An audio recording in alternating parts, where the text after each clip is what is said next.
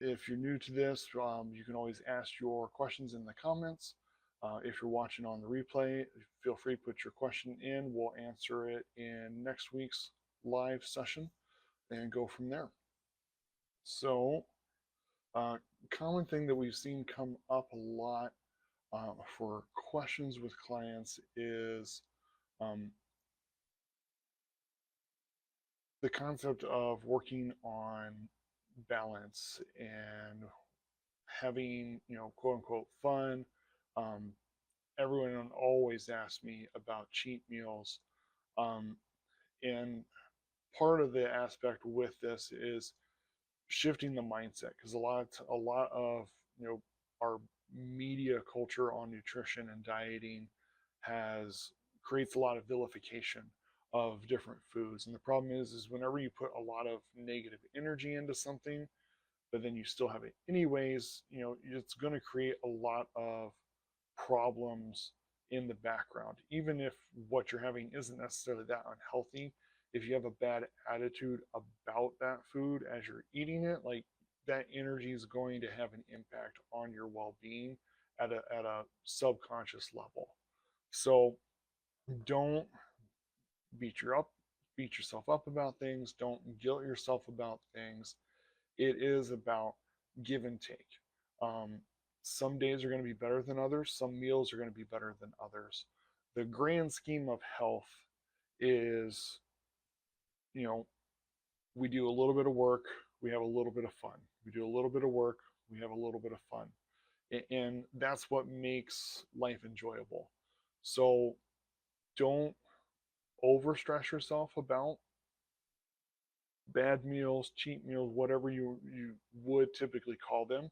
What I tell people is focus on the meals that you can control.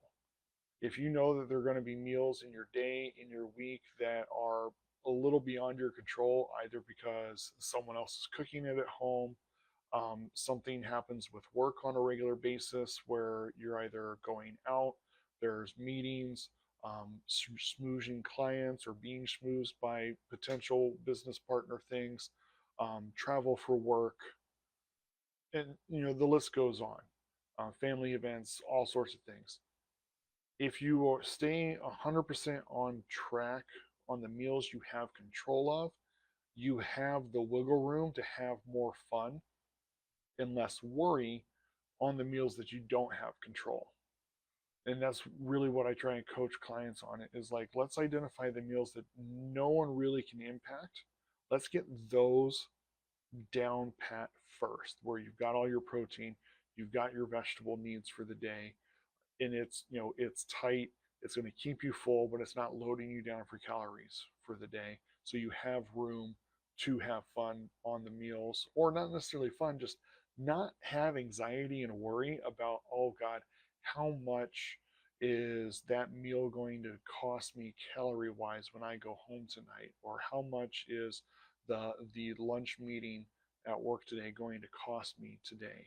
And instead just know that you're tight on the meals that you have control over. Do your activity for the day, whether it's in the gym, walking, or otherwise, and just don't stress. If you stay in control of what you can control, it's less anxiety in the elements that you can't control when it comes to that nutritional balance and getting through life without stress. Because the last thing that we want is, what we're eating or what we will potentially have to eat to create additional stress in your life, because that's not fun regardless of what the food is. So kind of take that in consideration. If you find yourself continuously struggling, that is something that we do coach a lot on. I'm more than happy to have a conversation with you to kind of help you find that clarity in your life and creating that balance. Hope everyone has a wonderful week, and remember to stay consistent in your persistent pursuit of health.